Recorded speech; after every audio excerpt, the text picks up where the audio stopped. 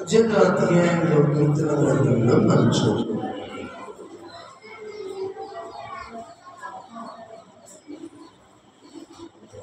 ఆయన నా శత్రువుల చేతిలో నన్ను రక్షించును, మరణ పాశము నన్ను చుట్టుకొనగలను.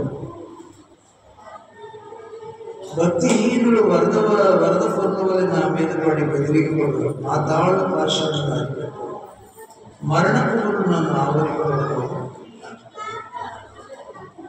దావీదు రాసినటువంటి కీర్తన వారు రాసినటువంటి ఈ అధ్యాయంలో దావీదు యొక్క ప్రార్థన, దావీదు గారి యొక్క వరం మనం చూస్తున్నాం. అక్కడి నుంచి 6వ వచనం వరకేమో కీర్తనకారుడు దేవుడికి చెప్తున్నటువంటి మాట, అయ్యా నా సమస్య కాబట్టి శత్రువులు నన్ను చుట్టుకొని ఉన్నారు, మరణ భాష నన్ను చుట్టుకొని ఉన్నారు. భక్తిహీనులు వరద పొంద వల్లే నా మీదకి పడి నన్ను బెదిరిస్తున్నారు. ఏం చేస్తున్నారంట? బెదిరిస్తున్నారంట. తర్వాత మరణ భాష నన్ను అరికట్టగలను, మరణ పూర్లు ఆవరింపగలను. కాబట్టి నా శ్రమలో నేను నీకు యెహోవాకు మొరపెట్టింది, నా దేవునికి ప్రార్థన చేసేది. కాబట్టి పిల్లగా ఈ 6 వచనాల్లో ఏంటంటే ఎలాగ దేవుణ్ణి ప్రజెంట్ చేస్తున్నాడు, ఎలాగ తన సమస్యను దేవుడికి తెలియజేస్తున్నాడో మనం గ్రంథంలో చూడవచ్చు. స్టార్టింగ్లోనే దావీదు గారు ఏమంటాడంటే నా బలమా అంటున్నాడు. ఏమంటున్నాడు? స్తోత్రం చెప్పండి. ఏమంటున్నాడు? దేవుడు ఏమంటున్నాడు? యెహోవా నా బలమా. ఏమంటున్నాడు? దేవుని యొక్క యెహోవా దావీదుని కంట ఏంటంట? ఆయన బలం. నీకు నాకు ఎవరు బలంగా ఉన్నారు? ఎవరు ప్రశ్న వేసుకోండి. నీ బలం ఎవరు? దావీదు అన్నాడు నీవే నా బలమయ్యా. ఆ తర్వాత నేను నిన్ను ప్రేమించిన తర్వాత అంటున్నాడు నీవు నా శైలం, నా కోట, నన్ను రక్షించువాడవు, నా కేడము, నా రక్షణ శృంగము, నా ఉన్నత దుర్గము, నా దేవుడు, నేను ఆశ్రయించి ఉన్న నా దుర్గము. కీర్తనుడని యెహోవాకు నేను మొరపెట్టగా దేవునికి మహిమ కలుగునుగా. దేవుడిని తన బలంగా స్వయం నీవే నా బలం. గొలియాతును జయించినప్పుడు ఏం చేశాడంట? యుద్ధము యెహోవాదే అని వెళ్ళాడు. బలం ఎవరిదంట? యుద్ధము నేనుగా చేసేది, యెహోవాయే యుద్ధం జరిగించు. ఇలా కత్తి తీసుకొని కర్ర తీసుకొని నా మీదకి వస్తున్నావు, నేను కుక్కనా అని మాట్లాడుతున్నాడు గొలియాతు. నిన్ను తుత్తు నీరుగా చేస్తాను అంటున్నాడు, కాకులు గద్దలు నరికి ఎగరేస్తాను అంటున్నాడు గొలియాతు. అప్పుడు దావీదు గారు అంటాడు యుద్ధం చేసేది నేను కాదు. మాట చదువుతారా? చదవండి. యుద్ధము చేసేది నేను కాదు.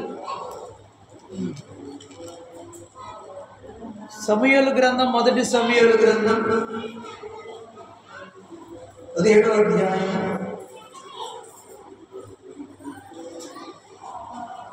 43 నుంచి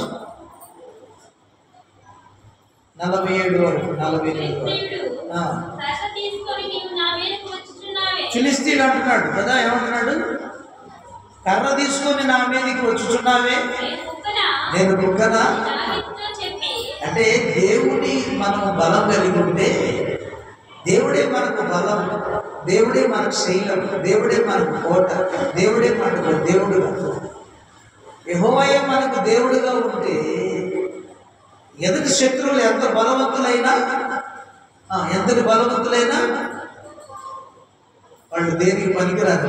వాళ్ళు అనుకుంటున్నారు గొలియాతు ఎరా నేను కుక్కనా? మనం అనకపోయినా వాళ్ళే అనుకుంటున్నారు. సరే చెప్పండి, నా మీదకి వచ్చున్నావే, నేను కుక్కనా? అంటే కర్రతో ఎవరైనా బలాక్షుడిని శూరుని జయించగలుగుతారా? కర్ర తీసుకుని వస్తున్నావేంట్రా, నేను కుక్కలాగున్నానా నీకు, నీ దృష్టిగా అంటున్నాడు గొలియాతు. ఎంత బలాక్షుడంట? 6 ముళ్ళ జానుడు ఎత్తున్నాడు. ఎంతున్నాడమ్మా? చెప్పు ఎంత అన్నాడు? గులేది ఫిలిస్తీయుడు అనమాట. ఎంత ఉన్నాడు? 6 మూరల జానుడు ఉన్నాడు. అంటే 10.5 అడుగులు చిల్లర ఉంటాడు. అంతటి వాడు బలవంతుడు. అతని ఈటెనంట నేతగాని దోనంత ఉంటుందంట, అంత పెద్దగా ఉండదు. కాబట్టి అతన్ని ఎవరు జయించలేదు. కాబట్టి అతను అనుకుంటున్నాడు, కర్ర తీసుకుని వస్తున్నావేంటి నా మీదకి, నేను కుక్కలాగున్నానని దృష్టికి అని దావీదుతో చెప్పి తన దేవతల దగ్గర దావీదును శపించెను. చూసారా? కాబట్టి మనం కూడా దేవుడే నీకు బలంగా ఉంటే, దేవుడే నీకు మన యేసు ప్రభువారే నీకు దేవుడుగా ఉంటే, నీకు వచ్చినటువంటి కష్టం కానే కాదు, దానంతరదే పారిపోదు. అయితే మనకు దేవుడే బలంగా లేడు, దేవుడే అండగా లేడు, దేవుడే ఆశ్రయంగా లేడు, దేవుడే కోటగా లేడు, దేవుడే కొండగా లేడు, దేవుడే దుర్గముగా లేడు, దేవుడే నీకు కేడముగా లేడు. కాబట్టి మనం ఆ చిన్న వాటికి భయపడతా ఉంటాం, వ్యాధులకు, జబ్బులకు. పాపానికి మాత్రం భయపడంలే. పాపాన్ని భయపడతామా? పాపం చేయడానికి లే. ఇవి వచ్చినప్పుడు మాత్రం ఎక్కడ లేని భయం, దేవుడు నాకు చేయట్లేదు అనుకుంటారు. కాబట్టి పిల్లలు గమనించండి, దేవుడిని మనం బలంగా కలిగి ఉండాలి. అందుకే ప్రభు నాకు పాట రాసేది, ఆ ఫస్ట్ దినాలు ప్రభు దగ్గర వస్తున్న దినాలు, నా బలవానినే కీర్తింతును, నా శైలవానినే స్తుతింతును, స్తుతించి స్తోత్రింతును, పొగడి పాడెదను, నా బలవానినే కీర్తింతును. పరాక్రమము ప్రభావము పరిశుద్ధుడు, పరాక్రమము ప్రభావము పరిశుద్ధుడు నీవే, నిన్ను వెంగడెదను, ఉచ్చారణము చేసెదను, నా బలవానినే కీర్తింతును, నా శైలవానినే స్తుతింతును, స్తుతించి స్తోత్రింతును, పొగడి పాడెదను, నా బలవానినే కీర్తింతును. అందుకే కీర్తనీయుడు అంటాడు, నీవు కీర్తనీయుడవు, కీర్తనీయుడనే యెహోవాకు నేను మొరపెట్టుకుంటున్నాడు. ఆయన కీర్తనీయుడే. కాబట్టి నేను కూడా నాకు ఏ బలం లేదు, ఏ జ్ఞానం లేదు, ధనం లేదు, బలగం లేదు, ఎవరు లేదయ్యా, నువ్వే నాకు ఈ యుద్ధంలో, ఆత్మ సంబంధమైన పోరాటంలో నువ్వే నాకు, నా బలము నీవేనయ్యా, నా జ్ఞానము నీవేనయ్యా, నా అండ నీవే, నా ఆధారము నీవే. కొంతమంది ఆధారం కదా పాడుతారు, ఆధారం నీవేనయ్యా, నా ఆధారం నీవేనయ్యా,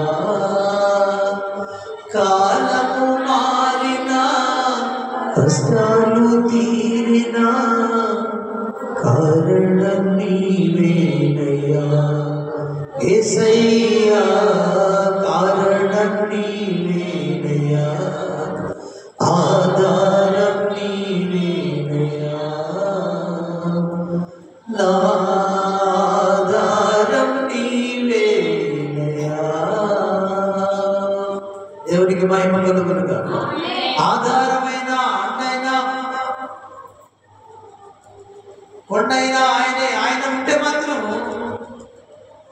యెహోవా అయితే యేసు ప్రభువారు నీకు దేవుడుగా ఉంటే, ఎలాంటి శత్రువు నీ ముందు నిలబడినా నీకు జయం, నీకే జయిస్తాడు. వారికి అపజయమే శత్రువులకు. నిన్ను చంపాలని చూస్తున్నా, నీ ప్రాణం తీయాలని చూస్తున్నా, నిన్ను చుట్టుముట్టుకున్నా, అరికట్టినా, నిన్ను బాధించిన నేనేం చేయలేడు కాదు. కాబట్టి దావీదు నువ్వు నా బలమేస్తాయా అంటున్నాడు. కాబట్టి గొలియాతు ఇస్తే అంటున్నాడు. వాడు కుక్కనా అంటుంటే కాదు కాదు నేను చదువు 45 వచ్చిన సమూయేలు గ్రంథం 17:45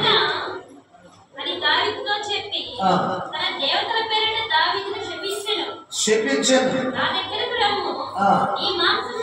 మాంసమును ఆకాశ పక్షులకు భూములకు ఇచ్చివేతునని ఫిలిష్తీయుడు దావీదుతో అనగా, దావీదు నీవు కత్తియు ఈటయు బల్లెమును ధరించుకొని నా మీదకి వచ్చుచున్నావు. అయితే నీవు తిరస్కరించిన ఇశ్రాయేలు సైన్యములకు అధిపతి యెహోవా పేరిట నీ మీదకి వచ్చుచున్నాను. ఈ దినమున యెహోవా నిన్ను నా చేతికి అప్పగించు, నేను నిన్ను చంపి నీ తల తగవేతును. ఇశ్రాయేలు దేవుడు నాడని లోక నివాసులను తెలుసుకున్నట్లు నేను ఈ దినమున ఫిలిష్తీయుల యొక్క కళేబరకు ఆకాశ పక్షులకు మృగములకు ఇద్దును. అప్పుడు యెహోవా కత్తి చేత ఈటి చేత రక్షించువాడు కాడని ఈ దండవాను తెలుసుకుందరు. యుద్ధము యెహోవాదే, ఆయన నిన్ను మా చేతికి అప్పగించునని చెప్పాను. చాలు, యుద్ధం కదా ఎవరిదంట? దేవుణ్ణి బలముగా కలిగి ఉన్నాడు కాబట్టి ఎంత విశ్వాసము, ముందుగానే దేవుడి మీద అచంచలమైన విశ్వాసం. నిన్ను తృప్తినీలుగా చేస్తానంటున్నాడు. ఆకాశ పక్షులకు మా దేవతను చెప్పిస్తా ఉంటాడు. నిన్ను భూమి మృగాలకు నిన్ను మాంసాన్ని ఇచ్చి వేస్తానంటాడు ఫిలిష్తీయులు. అయితే దేవుడు దావీదు అంటున్నాడు కదా, నేను యెహోవా పేర, యెహోవా కత్తి చేతనైనను ఈటి చేతనైనను రక్షించువాడు కాడని ఈ దినమందు తెలుసుకుంటారు. కాబట్టి మన దగ్గర వాళ్ళ కత్తి ఉన్నా, ఈటు ఉన్నా, బలమున్నా, బలగమున్నా, ధనం ఉన్నా వారిని రక్షించలేదు. దేవునికి స్తోత్రం చెప్పండి. దేవుడు ఉంటే అవన్నీ లేకపోయినా నిన్ను రక్షించగలడు. అందుకే సాతాను వేసే ప్లాన్ ఏంటంటే ఆహారం లేకుండా నువ్వు బ్రతకలేవు అంటాడు. అవునా కాదు? ఏమంటాడు? ముందు వేసే మొట్టమొదటి బాణమే నా రోజు తినకపోతే చచ్చిపోతావు, ఆహారం లేకుండా చచ్చిపోతావు. అందుకే ప్రభువారు శోధన దినాన్ని అన్నాడు కదా, మనుషుడు రొట్టె వలన కాదు కానీ దేవుని నోటి నుంచి వచ్చు మాట వల్ల జీవిస్తాడు. కాబట్టి మనకున్న ఆహారం కానీ, మనకున్న బలం కానీ, మనకున్న ధనం కానీ కత్తి, ఈటే, కర్ర. దేవుని స్తోత్రం. వీటి ద్వారా రక్షించేవాడు కాదు, వాటి ద్వారా నేను బ్రతికించేవాడు కాదని అర్థం. భౌతిక సంబంధమైన ఆహారం ద్వారా కాదు నేను బ్రతికించేది, ఆత్మయే జీవింపజేస్తున్నాను నేను. మనం అది మర్చిపోయి భౌతిక సంబంధమైన వాటి కోసమే మనం పరుగెడతా ఉంటాం. దేవుని వాక్యాన్ని కానీ, దేవుని కానీ బలముగా లేదని అర్థం. దేవుని వాక్యం నీకు బలము ఆహారంగా లేదని అర్థం. దేవుడు నీకు బలంగా లేడని అర్థం.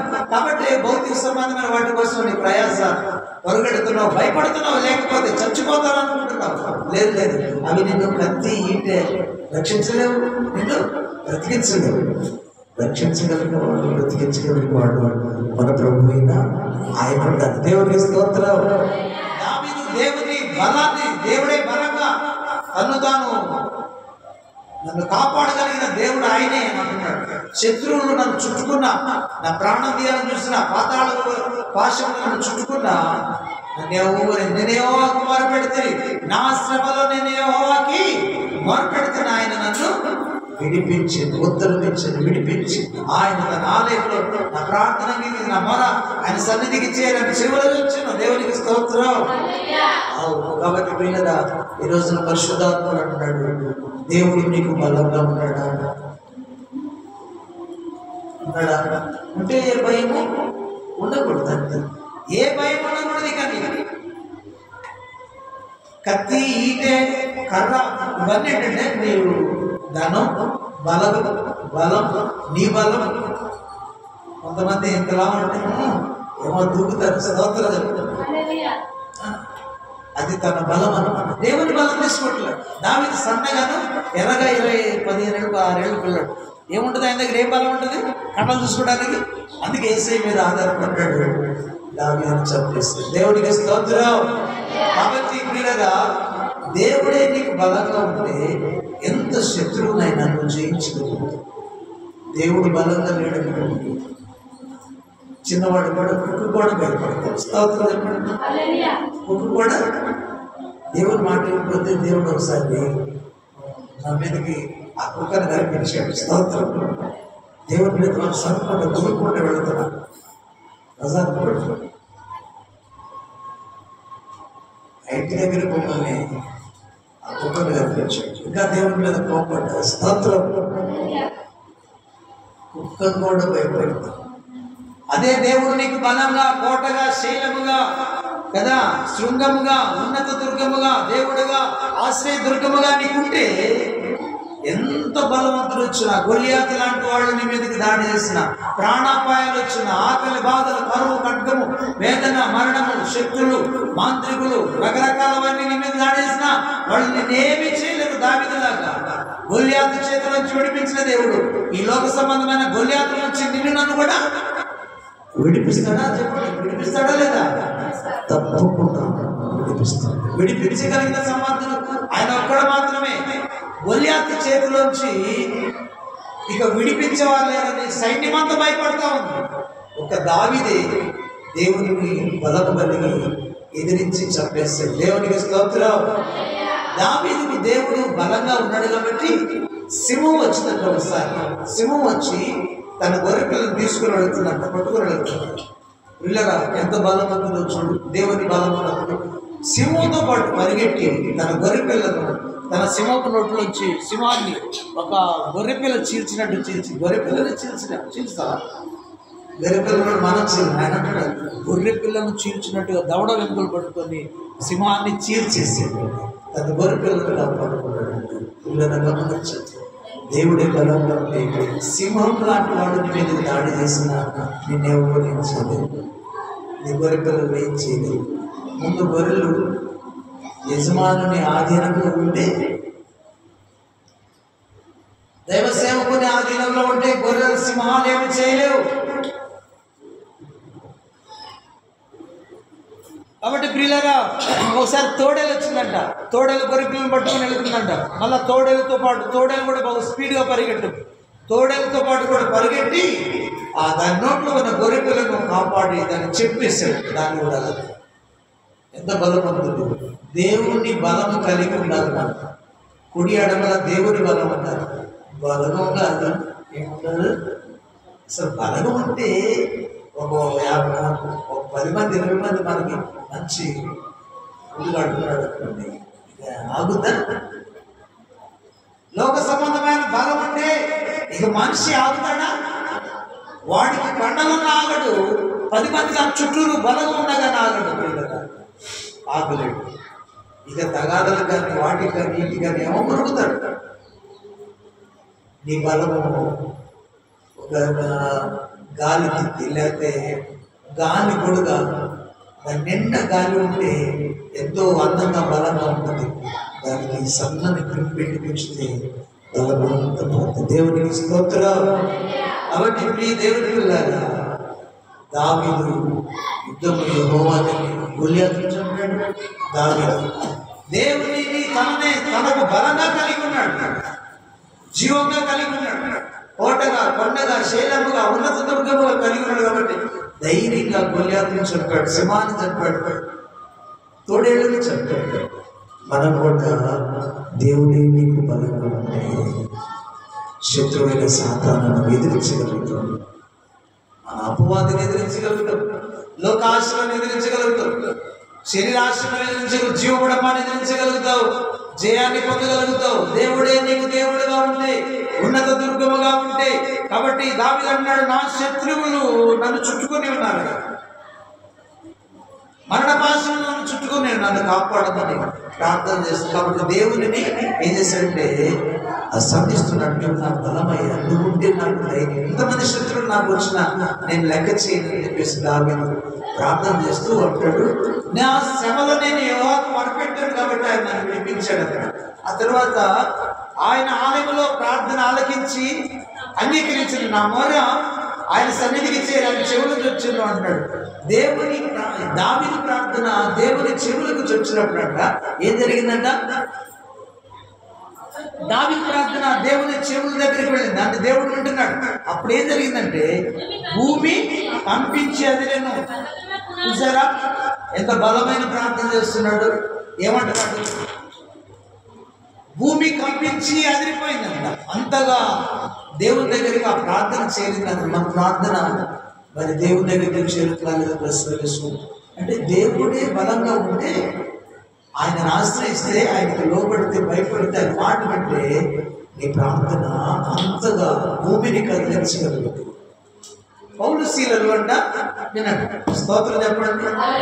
పౌలుశీలలు దేవునిని సువార్త ప్రకటిస్తూ ఉంటే అపోస్తుల గ్రంథంలో చూడండి, అపోస్తుల కార్యముల గ్రంథం 16వ అధ్యాయం, అపోస్తుల కార్యముల గ్రంథం 16వ అధ్యాయం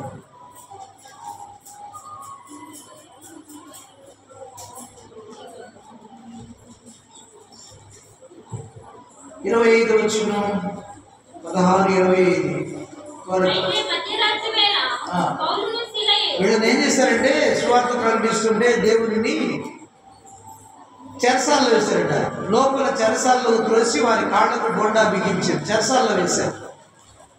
మిమ్మల్ని కూడా వేయాలి, రేపు వస్తున్నాయి రోజు చెరసాల్లో వేసారు. న్యూస్లో ముఖ్యంగా చెరసాల్లో వేసారు. చంపే రోజులు వస్తున్నాయి, జాగ్రత్త. వెలుగులో ఉంటాం. బలాన్ని, దేవుని బలాన్ని ధరించుకుంటాం. దేవుని బలాన్ని ధరించుకున్నప్పుడు వాళ్ళకు భయపడలేదు. చెరసాల్లో వేశారు. మధ్యరాత్రి వేళ పౌలుశీలలు దేవుని ప్రార్థన కీర్తనలు పాడుచుంటారు. ఏం చేశారంటమ్మా?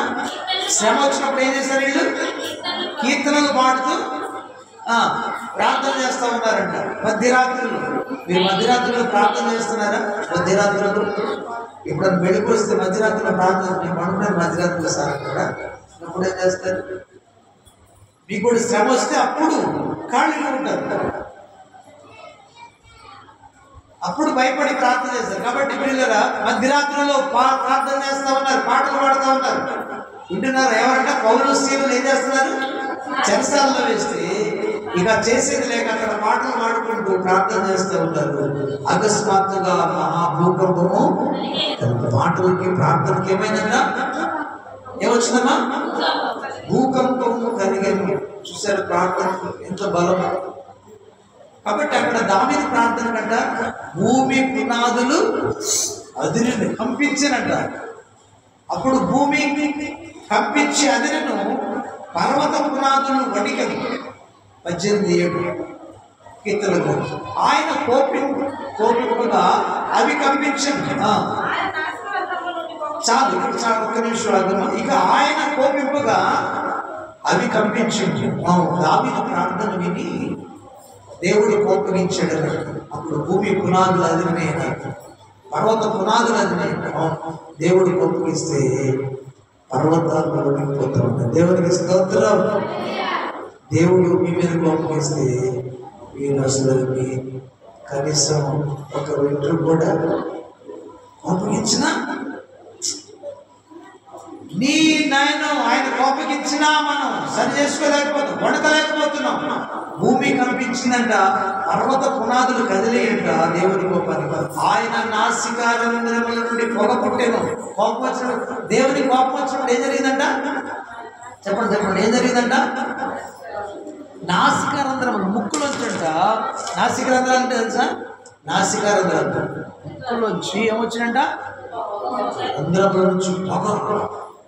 ఆయన అగ్ని కాబట్టి పొగ వచ్చేస్తున్నది కోపానికి. ఆయన నోటి నుంచి అగ్ని వచ్చి దహించను, శత్రువును దహించేస్తుంది. ఆయన నాసికారంధ్రంలోంచి పొగ వస్తుంది, నోటిలోంచేమో అగ్ని వచ్చి దహించను, నిప్పు కణములు రాజుపెట్టెను, మేఘములను వచ్చి ఆయన వచ్చును. దేవునికి స్తోత్రం కలుగునుగా. దావీదు ప్రార్థన విన్న దేవుడు తన శత్రువుల కోసం, అయ్యా నా శత్రువులు నన్ను చుట్టుకున్నారు, మరణ భాషలు నన్ను చుట్టుకుని ఉన్నాయి, నా శ్రమలో నీకు మొరపెడుతున్నా, నీవు నాకు బలం, నీవే నా కోట, నీవే నన్ను రక్షించువాడవు, నా ఆశ్రయ దుర్గము నీవే అని దావీదు. దావీదు గారు ఎంత మంచి ప్రార్థన చేస్తున్నాడు, దేవుడికి సంధిస్తున్నాడు. దేవుడిని సంధించినప్పుడు, దేవుడు అంటే శత్రువుల మీద కోపగించినప్పుడు, ఆయన లేచినప్పుడే భూమి పునాదులు అదిని పర్వత పునాదులు కంపించే. ఆ తర్వాత ఆయన పొగ, ఆయన నాసికారంధ్రం నుంచి పొగ వస్తుంది, నోట్లో వచ్చి వస్తున్నాడ అగ్ని, నిప్పు కణములు రాజబెట్టి. ఎంత ఆ శక్తివంతుడు నీ దేవుడు. స్తోత్రం చెప్పండి. శత్రువుకు భయపడతావా? వ్యాధికి భయపడతావా? దెయ్యానికి భయపడతావా? కరువుకు భయపడతావా? ఖడ్గానికి భయపడతావా? సమస్యలకు భయపడతావా? ఎదురొచ్చే శత్రువులకు భయపడతావా? గొల్యాతు లాంటి శత్రువులకు భయపడతావా? నీ దేవుడు అంత గొప్ప దేవుడు. అది కోపగిస్తే నీ నోట్లో అగ్ని వస్తూ ఉంటుంది, నిప్పు రాజు పడతా ఉందంట. అంత గొప్ప దేవుడు నీకు తోడుగా ఉంటే చిన్న చిన్న వాటికి భయపడతావా? ఎంత అంటే దేవుడిని నీవు కలిగి లేవనంట. ఇంకా దేవుడు నీకు తోడుగా లేడని, బలంగా లేడు, శైలంగా లేడు, కోటగా లేడు, కొండగా లేడు, ఉన్నత దుర్గంగా లేడు, నీ ఆశ్రయ దుర్గంగా లేడని అర్థం. అందుకే మనం ఊరికే కదిలిపోతున్నాం చిన్న కష్టాలు. అయ్యో నాకు చోటు లేదు, అయ్యో నన్ను తాకడం లేదు, నాకు ఇవ్వటం లేదు, బాధపడుతున్నాను, భయపడుతున్నాను, బాధపడుతున్నాను. ఎంత గొప్ప దేవుడు అంటారు. దావీదు ప్రార్థించిన వెంటనే కోపగించాడు శత్రువుల మీద. కోపగిస్తే అన్నట్టు వచ్చి అగ్ని వస్తూ ఉందంట. అగ్ని కట్టుకు వస్తూ ఉంది. ఆయన ముందు కాల్సిన కాలిపోతారు కదా.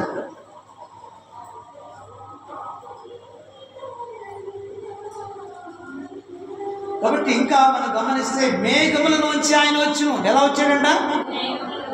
మేఘాల మీద వస్తున్నాడు. అందుకే మనం మేఘాల మీద యేసు వచ్చుచున్నాడు, పరిశుద్ధులందరినీ తీసుకుపోతాడు. మేఘాల మీద యేసు వచ్చుచున్నాడు, పరిశుద్ధులందరినీ తీసుకుపోతాడు.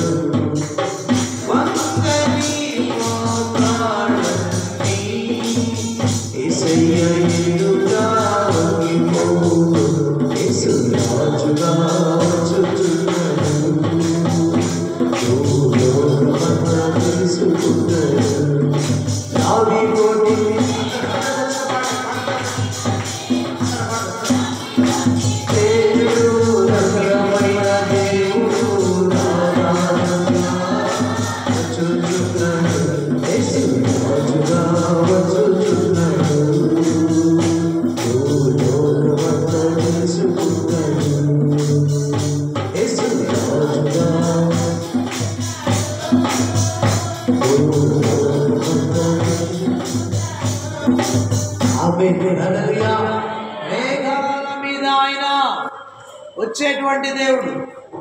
గలలి మనుషులారా, ఆయన ఏ రీతిగా మేఘాల మీద వెళ్ళాడు, ఆ రీతిగా ఆయన తిరిగి వస్తాడు. ఎందుకు ఆయన వైపు తేరి చూస్తున్నారని దేవదూతులు చెప్తా ఉన్నారు. ప్రకటన గ్రంథం మొదటి అధ్యాయంలో 7వ వచనం అనుకుంటాను, ఒకసారి చూడండి. ఆయన మేఘాలు ఏంటంట? ఇదిగో ఆయన మేఘాలుడై వచ్చుచున్నాడు, ప్రతి నేత్రం ఆయన చూచున్నాడు, ఆయన పొడిచిన వారు చూచుదురు, భూజనులందరూ ఆయన చూచును కొట్టుకున్నారు. దేవుని స్తోత్రం. రేపు ఆయన మేఘాల మీద వస్తారు. మేఘాలే ఆయనకి వాహనాలు కదా, వాహనాలు అనమాట ఆయన రావటానికి. ఆ తర్వాత ఇంకా వాహనం ఏంటంటే మళ్ళా చూద్దాం. 18:9 వచనం. మేఘాల వంచి ఆయన వచ్చెను, ఆయన పాదముల క్రింద గాఢాంధకారము క్రమి ఉండెను. ఏముందంటమ్మా? ఆయన పాదముల క్రింద కెరూబుల మీద ఎక్కి ఆయన ఎగిరి వచ్చును. కెరూబులు ఉన్నాయి, మళ్ళా మేఘాలు ఉన్నాయి ఆయనకి వాహనాలుగా. కెరూబులు ఉన్నాయి ఆయన తీసుకురాడు. కెరూబుల మీద ఆయన ఎక్కి వస్తాడు. ఆ తర్వాత 10వ వచనంలో 2 భాగాలు గాలి రెక్కల మీద ఆయన ప్రత్యక్షమైన. స్తోత్రం. ఎక్కడ ప్రత్యక్షమైనట్టమా? చూసారా? గాలి కూడా ఆయనకు వాహన సాధన. ఆయన రావడానికి ప్రయాణ సాధనం అని అర్థం. గాలి రెక్కల మీద ఆయన ప్రత్యక్షమాయను. యోబు విషయంలో కూడా దేవుడు ఒకసారి ఏం చేశాడంట? సుడిగాలిలో యోబునకు ప్రత్యక్షమైన దేవుని స్తోత్రం చెప్పండి, చెప్పండి చెప్పండి హల్లెలూయా. ఒకసారి చూద్దాం ఆ మాటలు.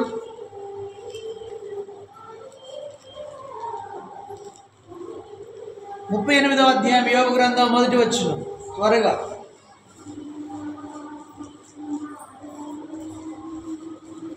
త్వరగా దేవుని యొక్క బలం. 38 యోబు గ్రంథం 38వ అధ్యాయం మొదటి వచనం. 38వ అధ్యాయం మొదటి వచనం. అప్పుడు యెహోవా సుడిగాలిలో నుండి యోబునకు ఎక్కడ నుంచి ప్రత్యక్షమయ్యాడంట? మన సుడిగాలి వస్తుంది. కొంతమంది అందరూ ఉసు ఏమంటారు? సుడిగాలి వస్తుంటే అప్పుడప్పుడు సుడిగాలి వస్తుంటాయి. ఏం లేదు, ఇప్పుడు బాదుకుంటా ఉంటాం. ఒకవేళ దెయ్యం కూడా వస్తుందేమో నాకు తెలియదు, కానీ సుడిగాలిలో యెహోవా ప్రత్యక్షమైన దేవుని స్తోత్రం. గాలి రెక్కల మీద ఆయన గమనము చేసే దేవుడు, కెరూబుల మీద ఆయన వచ్చేటువంటి దేవుడు. ఎంత గొప్ప దేవుడు అండి నీ దేవుడు. ఒక్క నిమిషం వస్తాడనమాట. మళ్ళాగా ఇప్పుడు గుంటూరు పోవాలంటే 3 గంటలు పడ్డది ఆయన. విత్ సెకండ్స్లో ఎక్కువ వచ్చేది. సాధు సుందర్ సింగ్ అన్నాక ఇక నీకు టైం లేదు, నేను 4 గంటలకు తల పెడతానంటే ఒక్క నిమిషంలో ఎక్కడికి వచ్చేసాడు గదిలోకి. దేవునికి స్తోత్రం. సాధు సుందర్ సింగ్ గారంట, నువ్వు నిజమైన దేవుడు ఎవరో నాకు ప్రత్యక్షం కాకపోతే, నేను మా ఇంటి ప్రక్కనే ట్రాక్ ఉంది, రైలు వస్తూ ఉంటుంది 4 గంటలకి. మా దేవుడు దేవుడైతే, గురునానక్ దేవుడైతే ఆయన ప్రత్యక్షం కావాలి. యేసు ప్రభువా నీవు దేవుడైతే నీవన్న ప్రత్యక్షం. ఎవరు దేవుడైతే వాళ్ళు నాకు ప్రత్యక్షం కాకపోతే నేను ట్రాక్ మీద రైలు కింద తలబెట్టేస్తాను. వాళ్ళు పట్టుదల కలిగిన సిక్కులు అంటే మాట అంటే వాళ్ళు మాట తప్పరు. దేవునికి స్తోత్రం. అందుకే దేవుడు ప్రత్యక్షమయ్యాడు. వీడు నిజంగానే అడిగాడు, నేను రాకపోతే నిజంగానే తలబెట్టేస్తాడు, రైలు కింద చచ్చిపోతాడు ఇంతటితో అని చెప్పేసి కరెక్ట్గా ఒక 5 నిమిషాలు 4 గంటలు అవుతుంది కదా, దేవుడు ఏం లోపలికి వచ్చాడు. దేవునికి స్తోత్రం. చెప్పండి హల్లెలూయా. అవును ప్రియుల, ఒక్క నిమిషంలో నీకు ప్రత్యక్షతను ఇవ్వగలిగిన సమర్థుడు నీ దేవుడు. నీ శత్రువులను, భూమిని కంపింప చేయగలిగిన సమర్థుడు. మనిషిని ఏంటి ఆఫ్టర్ మనిషి నాసికారంధ్రం ఊపిరి కలిగిన వీడికి ఎందుకు భయపడతా ఉంటాడు. మనిషి అంట నాసికారంధ్రంలో ఊపిరి గలవాడు. అంటే ముక్కులు ఊపిరి ఉంది. నీ ముక్కు మూసేస్తే దగ్గు చచ్చిపోతుంది. నాకు తెలుస్తున్నాడు. వాళ్ళమ్మ పందులు మేపుతుందని, పందులు పెంచుతుందని, పందులు పెంచి పందులు దాని మీద బాగా సంపాదించింది. 2 డాబాలు కట్టాయి. ఆ వృత్తి పెంచుకొని వీడి పెళ్ళికి వాడిని ఒకటి పెంచుకున్నాడు. ఆమె ఒకటి పెంచుకుంది. ఎవరు పిల్లలు లేకపోతే ఒకటి పెంచుకుంది వాడిని. ఎవరు కంసాలలో అంటే వాడు ఎక్కడో ఇస్తే వాళ్ళు పెంచుకుంది వాడిని. వాడు పెరిగి పెద్ద అయిన తర్వాత ముసలానా నువ్వు పందులు ఆపేసి నాకు అవమానం అవుతుంది. వాడు ఆ పందులు సంపాదన మీద బ్రతికినోడు. వాడు చిన్నతనంలో పెంచుకుంటే పెద్ద అయ్యాలంటే పందులు వాడు అవి పెంచుకుంటే వాడికి నామోషిగా వచ్చి వాళ్ళ అమ్మతో నువ్వు ఆ వ్యాపారం ఆపేస్తావో లేదా అంటే, ఇది మనకి ఏం చేస్తావయ్యా, నువ్వు ఇంకా పని లేదు నీకు, మరి అదే కదా మన వృత్తి అని చెప్పేస్తే ఒక రోజునంట నిద్రపోతా ఉంటే దిండేసి వస్తాడు. స్తోత్రం. ఏమేసి వస్తాడు? ముక్కు మీద దిండేసి వచ్చేసాడు. అర్థమైందా? అర్థమైందంట. అది మీకు ఏమో అర్థం కావట్లేదు నా మాట. నిద్రపోతుంటే ముక్కు మీద దిండేసి గట్టి కొట్టుకున్నాడు, చచ్చిపోవచ్చు. ఎందుకంటే మన ప్రాణం ఏమి ఎగిరిపడుద్దో ఆకు. మన ఆకు మా ఇంటి దగ్గర ఆకును చూస్తుంటే వర్షం పడాలి, పాచిగా భలే అందంగా ఉంటుంది ఆ చెట్టు ఆకు. పాపం ఎండిపోయి నాకేమో కింద రాలిపోయి పాచగా ఎండిపోయి అది ఎర్రగా వచ్చి ఎండిపోయి కింద పడిపోయింది. అప్పుడు నాకు ఒకళ్ళు చెప్తుంటారు, పైన నాకంట పచ్చగా ఉంటానంట, కింద పడిన ఆకును చూసి ఏదంటే నవ్వుతూ ఉంటుందంట. అది పుట్టి అది సామెత. అది ఎట్లా నవ్వుతున్నాయి కానీ తనకున్న జీవాన్ని బట్టి రాలిపోయిన ఆకులు చూసి నవ్వుతూ ఉంటుందని కవులు అవి అల్లుతారు. నిజమే కదా. ఆయన నచ్చే పచ్చగా ఉంటాం, ఆయన వదిలిపెడితే కింద పడి రాలిపోతాం. దేవునికి స్తోత్రం. చెప్పండి ఏముంది మన ముక్కుల్లో ఉందంట మన ఊపిరి, మన ప్రాణం, జీవం. అంటే ముక్కు మూస్తే కథ మాట కూడా రాదు. నీ నోరు ముక్కు మూస్తే అరవకుండా పోతుంది. స్తోత్రం. కాబట్టి వాడికి ఎందుకు భయపడతా ఉంటున్నాడు. కాబట్టి పిల్లల మనిషి నీ శత్రువుగా నిలబడితే వాడిదేమన్నా ఆపుచాలు అనుకో. నాకు ఈరోజు నాతో మాట్లాడుతుంది. నేను కొద్దిగా కొంతమంది శత్రువులు భయపడతా ఉంటాడు. ఈరోజు మాట్లాడుతున్నాడు. వాడికి ఎందుకు నువ్వు భయపడదు? నేను ఎలాంటి దేవుడిని అనుకున్నావు, ఎలాంటి వాడని అనుకున్నావని మాట్లాడుతున్నాడు. నేను లేస్తేనే చాలు భూమి కదిలిపోతుంది. నేను కోపగిస్తే చాలు పర్వతాలు పునాదులు వదులుతాయి. శత్రువుల మీదకి నేను లేచినప్పుడు నా నోట్ల నుంచి అగ్ని వస్తుంది. కాల్చి ఒక్క నిమిషంలో. నీ దగ్గరికి రావాలంటే గాలి రెక్కల మీద వస్తే ఒక్క నిమిషంలో. అంత బలవంతుడు. దేవునికి స్తోత్రం. ఎందుకు భయపడుతున్నా? ఆకలికి, శత్రువుకి, లోకానికి. కాబట్టి నువ్వు భయపడకుండా అంటున్నాడు ఈ రోజున, నేను నీకు బలంగా ఉన్నానా? నేను నీకు కోటగా, కొండగా, ఆశ్రయముగా, దుర్గముగా, కేడముగా ఉన్నానా? ఉంటే భయపడవు. లేడు కాబట్టి నువ్వు అన్నిటికి భయపడుతున్నావని అర్థం లేదు. దేవునికి స్తోత్రం. అంత బలవంతుడు దేవుడు నీకు తోడుగా లేడు కాబట్టి మనం అన్వేషణకు భయపడుతున్నాం. శత్రువులకు, నాశనకరములు, ఊపిరిగల మనిషికి భయపడుతున్నాం. కాబట్టి భయపడవద్దు. దేవుడిని బలంగా సంపాదించుకో. ఎలాగ దేవుని బలం వస్తుంది మీకు? ఎలాగ దేవుడు మీకు కోటగా ఉంటాడు అంటే, కోట అంటే ప్రొటెక్టర్. ఆ కోటలో పోతే ఎవరు నిన్నేమి, దేవుని మందిరం అని కోటలోకి వస్తుంది. దేవుడేమి, శత్రువు ఏమి చేయలేదు. కేడము ఇది ముందుంటాడు అన్నమాట. కేడం అంటే కోట, నా శైలము, రక్షణ శృంగము, ఉన్నత దుర్గము. గాని సంపాదించుకో ప్రభుని, దేవుణ్ణి. నీకు బలంగా సంపాదించుకో. బలగాని కాదు, బలగాన్ని సంపాదించుకుంటే ఒంటరిగానే పోవాలి. ఏ రీతిగా వచ్చేవో ఆ రీతిగా నువ్వు పోవాలి. నీ బలం అంతా నీ దాని వెంట రాదు. తగాదికి వస్తారేమో కానీ, తినటానికి వస్తారేమో కానీ ఏం చేయలేదు. తర్వాత నీ బలం తగ్గిపోతే, నీ ధనం తగ్గిపోతే నీ మీద నువ్వు వస్తాను. స్తోత్రం. నేను పక్కకు పోమంటాను. ఉన్నంతసేపే. కాబట్టి ప్రభువుని నీకు బలంగా ఉన్నాడా, కోటగా ఉన్నాడా, శీలంగా ఉన్నాడా, కేడంగా ఉన్నాడా? అయితే నువ్వు భయపడాల్సిన పని. ఆయన నీకు తోడుగా వస్తాడని అర్థం. గాలి రెక్కల మీద ఆయన ప్రత్యక్షం అవుతాడు. గుడారముల అంధకారం తన చుట్టూ వ్యాపింపజేసిన జలాంధకారం ఆకాశ మేఘము తన మాటుగా చేసుకుని, ఆయన సన్నిధి కాంతిలో మేఘములు, వడగండ్లు, మండుచూర్ణ నిప్పులు దాటిపోయిను. యెహోవా ఆకాశమందు గర్జన చేసెను, సర్వోన్నతుడు తన ఉరుము ధ్వని పుట్టించెను. వడగండ్లను, మండుచున్న నిప్పులు రాలేను. ఆయన తన బాణములను ప్రయోగించి శత్రువులను చెదరగొట్టాడు. స్తోత్రం. దేవుని యొక్క బలం.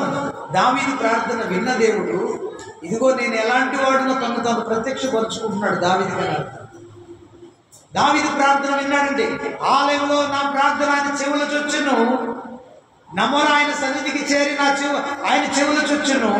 అప్పుడు భూమి కంపించింది, పర్వత పునాదులు కదిలి. ఆయన ప్రార్థనకి దేవుడు మనుషులు ఆ శత్రువుల మీదకి లేస్తున్నాడు అని అర్థం.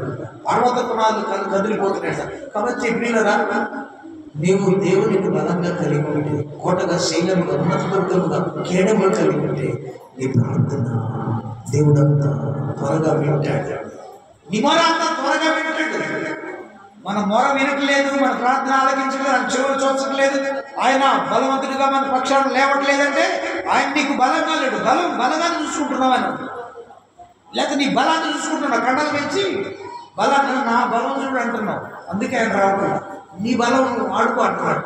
నువ్వు కొట్లాడు నీ బలంతో. నేను రాను. దేవుడు బలం నీకు లేడని నీ బలాన్ని చూసుకో, నీ బలాన్ని చూసుకో, నీ జ్ఞానాన్ని, నీ ధనాన్ని, నీకున్న సమస్తాన్ని నీవు ఆధారం చేసుకుంటున్నావు.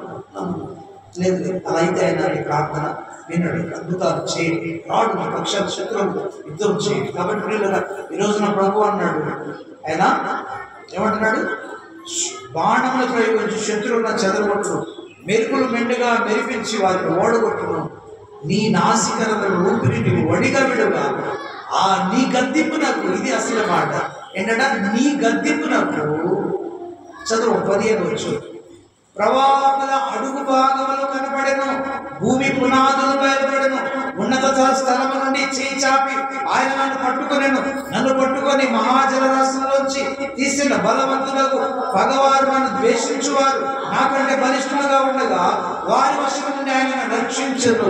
ఆపత్కాలమందు వారు నా మీదకి రాగా యెహోవా నన్ను ఆదుకొని విశాలస్థలం నన్ను తోడుకొని పోయాడు, నేను ఆయనకి ఇష్టడను కనుక. అది విషయం. దేవునికి స్తోత్రం. దేవునికి నువ్వు ఇష్టడుగా ఉండాలి, అప్పుడు ఆయన తప్పిస్తాడు. దేవునికి ఇష్టడుగా ఉండాలి, ఆయన నిన్ను కాపాడుతాడు. దేవునికి ఇష్టడుగా ఉండాలి అంటే కదా, నిన్ను నీవు అతిశయించకుండా, నీ బలాన్ని బట్టి నువ్వు అతిశయించకుండా, నీకున్న బలగాన్ని బట్టి అతిశయించకుండా దేవుని బలాన్ని సంపాదించు, దేవుని సంపాదించు. బలమైన కోటైన కొండైన శైలపైన ఉన్నతమైన దేవుడు అనేవాడు ఆయనని సంపాదించు. నీవు నా దేవుడవు అంటున్నాడు కదా, నా దేవుడవు. దేవుడిని సంపాదించుకుంటే ఇక నీవు దేనిని గురించి, ఏ శత్రువుని గురించి కూడా భయపడాల్సిన పని లేదు. ధైర్యంగా ముందు అడుగు వేయగలదు. అసలు ఏ భయం రాదు నీ గుండెలకు. భయం వచ్చిందంటే నీకు ఆయన తోడుగా లేడని అర్థం. తోడుగా ఎంత బలవంతుడైన దేవుడు అంటే ఆయన, ఎంత బలవంతుడు. తన బాణముల ప్రయోగం శత్రువులను చెదరగొట్టేటువంటి ఎంత గొప్ప దేవుడు. ఆ దేవుడిని సంపాదించుకుంటే, కాబట్టి ఆయనకి ఇష్టడుగా మనం ఉండాలి. చెప్పండి చెప్పండి ఏం చేయాలంట, చెప్పండి ఏం చేయాలంట. ఈరోజు ప్రశ్న వేసిన దేవునికి ఇష్టడుగా, దేవునికి ఇష్టడుగా నీకు నేను ఉన్నామా? నువ్వు బట్టి ఆయనకి ఇష్టమేనా? చెప్పండి అమ్మా, చెప్పండి. ఏం లక్ష్మయ్య, దేవుడు అంటే దేవుడు నీ బట్టి ఇష్టమైన దేవునికి బాగా కూర్చో, బాగా సిచ్యువేట్, బాగా కూర్చోట్లు. లక్ష్మయ్య, నువ్వంటే దేవుడికి ఇష్టమేనా? ఎవరు చెప్పారు? నువ్వు చెప్తా.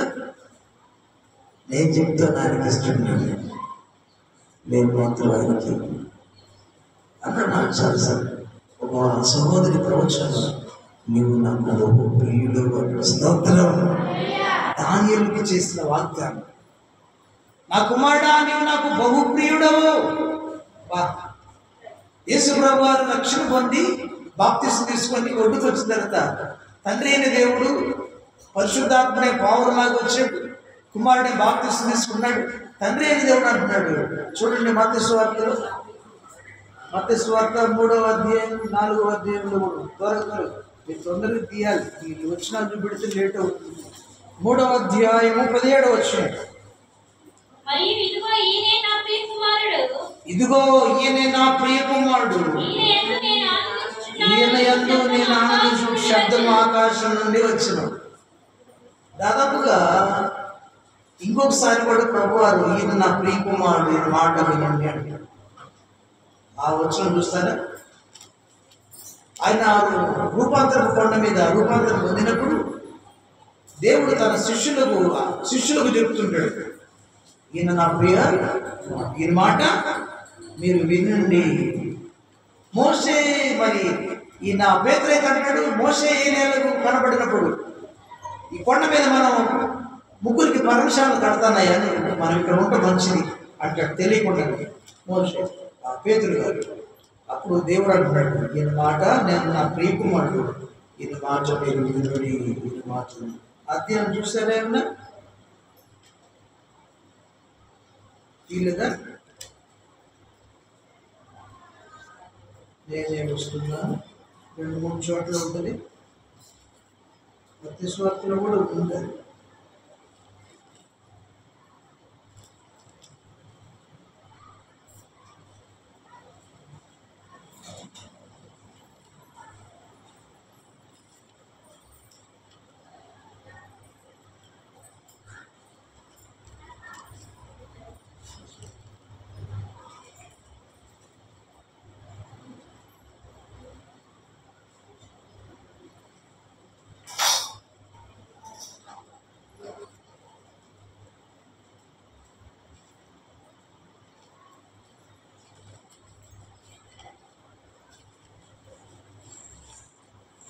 లూకా సువార్త మొత్తం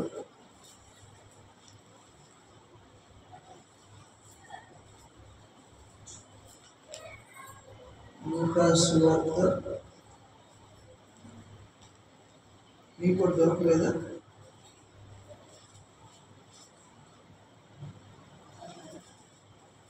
లూకా సువార్త 9వ అధ్యాయం 28వ వచనం. లూకా సువార్త 9:35 చదువు. 9:35 వచనం.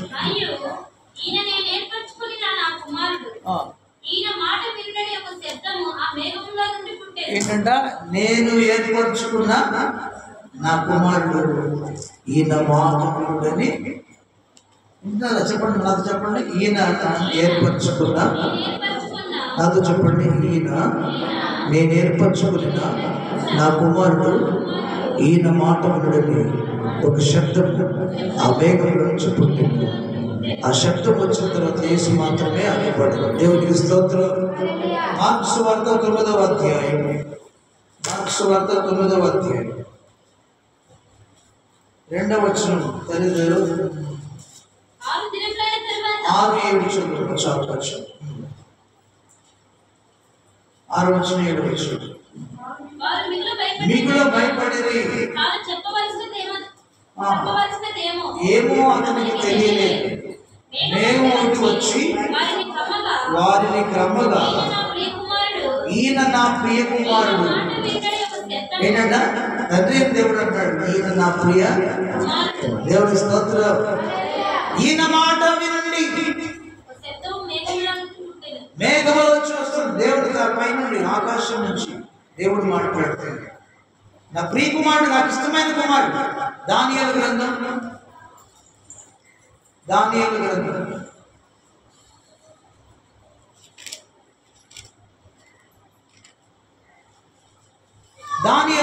దానియేలు గారు కూడా దేవుని యొక్క ప్రత్యక్షతలు కలిగిన వాడు కాబట్టి జరగబోయే సంభవాలు ఇక రాబోతున్న 70 ఏళ్ళ ఆ ముగింపు రాబోతుంది కాబట్టి దేశం కోసం ప్రార్థన చేస్తూ ఉన్నాడు. 21 రోజులు ఉపవాసం ఉండి ప్రార్థన చేస్తూ ఉన్నాడు. 21 రోజులు ఉపవాసం ఉండి ప్రార్థన చేస్తే దేవదూత గబ్రియేలు దేవుని దానియేలు గారి దగ్గరికి వచ్చి చెప్తున్నటువంటి మాట చూద్దామా? 10వ అధ్యాయం. మీకు కావాలంటే 10వ అధ్యాయంలో మొదటి 3వ వచనం చదువమ్మా. 2-3 వచనాలు.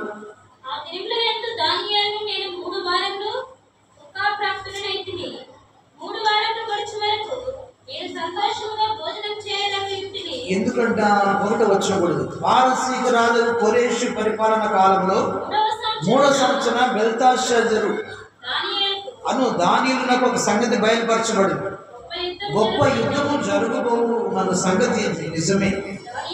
దానియేలు దాన్ని గ్రహించను. అది దర్శనముల వలన అతనికి తెలిసినది. ఆయన ఆ దినములందు దానియేలు నేను 3 వారముల దుఃఖపడకూడదైతే 3 వారములు గడుచు వరకు నేను సంతోషంగా భోజనము చేయకూడదు. మాంసమును కానీ ద్రాక్షరసము కానీ నా నోటికి రానివ్వలేదు.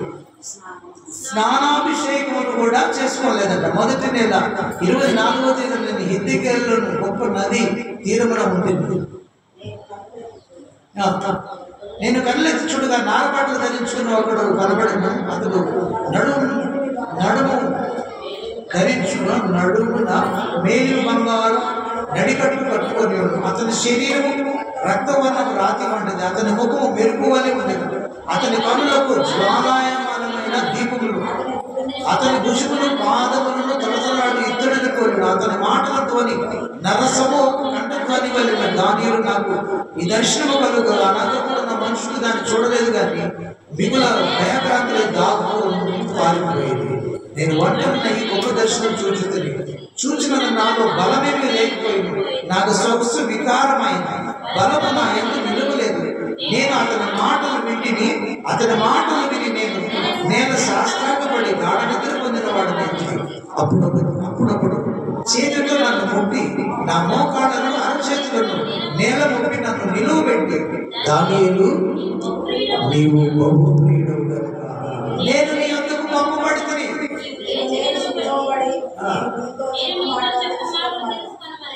ఓకే సరే, కింద 19 వచ్చిన కూడా 18, 19. అతడు మరలా నీవు బహుప్రియుడవుగా భయపడకును, నీకు శుభములు గాక, ధైర్యం తెచ్చుకోను నాతో చెప్పాను. దేవునికి మహిమ కలుగును గాక. చెప్పడం గట్టిగా హల్లెలూయా, స్తోత్రం. దానియేలు దేవునికి బహుప్రియుడు. ఎందుకు బహుప్రియుడయ్యాడు? దేవుని భయభక్తులు కలిగినాడు. ఎందుకు బహుప్రియుడయ్యాడు? అందులోతో సహవాసం లేని వారి కోసం తిరుగుతాడు, ప్రత్యేకంగా ఉంటాడు. ఎందుకు బహుప్రియుడాడు? ఆయనకి ఇచ్చిన ఉద్యోగులు నమ్మకస్తులు రాసులు. ఎందుకు దానియేలు బహుప్రియుడుగా ఉన్నాడు? ప్రార్థన. దేవునికి స్తోత్రం. చెప్పాలి ఏంటంటే ప్రార్థనాపరుడు. అంత బాధ్యతలను కూడా 3 సార్లు ప్రార్థన చేస్తాడు, ఉదయం, మధ్యాహ్నం, సాయంత్రం. మోకాళ్ళ మీద ఉండి చేతులెత్తి యెరూషలేము తట్టు ప్రార్థన మీరు చేస్తున్నారు. మీకు ఏ పని పాట లేదా, సీరియల్ సినిమా లేదా? సరే పనికి పోయేవాళ్ళు అంటే సరే పొలం పోతున్నారు, వాళ్ళకంటే తక్కువ కాబట్టి పని లేని వాళ్ళు పొలం చేస్తున్నారా? 3 పూటలు తింటాం కానీ అర్చు గారు ఓ పొద్దు పెడితే తింటాం కానీ ప్రార్థన ఏడాది ప్రార్థన నడవదు వస్తుంది. దేవుని సొమ్ము తిన్న మేము కూడా చాలా నమ్మకస్తులుగా ఉండాలి. ప్రార్థన విషయం నమ్మకస్తులుగా ఉండాలి. సేవ, ఆత్మ విషయం నమ్మకంగా ప్రార్థన చేసేది. ఎందుకు ఇష్టడుగా ఉన్నాడు? ఉపవాసం 3 యుద్ధం జరగబోతుందని 3 వారాలు ఉపవాసం ఉన్నాడు. నీళ్లు కూడా పోసుకోలేదండి, స్నానాభిషేకులు చేయదు. మాంసం తిల్ల లైట్గా తీసుకున్నాడేమో తెలియదు, మాంసం కూడా తీసుకోలేదండి. దేశ క్షేమం కోసం ఉపవాసం ఉన్నాడు. కనీసం నీ పిల్లలు బాగాలేకపోతే ఉపవాసం ఉండలేని మాట్లాడారు. ప్రార్థన రమ్మంటే వాడు వచ్చారు, వీళ్ళు వచ్చారండి, అన్ని షాపులు ఎట్లా చేస్తాడు? నేను ఎట్టి ఇష్టడుగా ఉంటావు నువ్వు దేవునికి. ఏది మారలేదా, మార్పు లేదా? ఎలాగే దేవునికి ఇష్టడుగా ఉండవు చెప్పలేడమ్మా. ఈరోజు గుణంగా చేసేటప్పుడు నేను నా ప్రభుకి ఇష్టరాలను అని చెప్పండి. చెప్పాలి.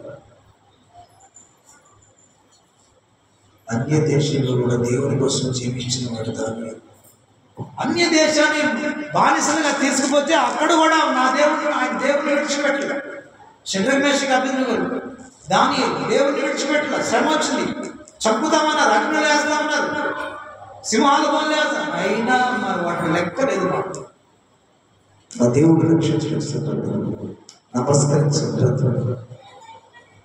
మీరు మాత్రం అన్నిటికీ నమస్కరిస్తారు, అన్నీ చేస్తారు. ఇట్లా ఉండవు దేవునికి ఇష్టం. దేవుని వాళ్ళంటే ఎంత కష్టం, నిష్ఠూరంగా చేస్తున్నారు దేవుని కంటే. ఎట్లా ఉంటాం ఇష్టం దేవునికి ఇష్టం, ఎట్లా ఆశీర్వాదాలు వస్తాయి దేవునికి ఇష్టడుగా.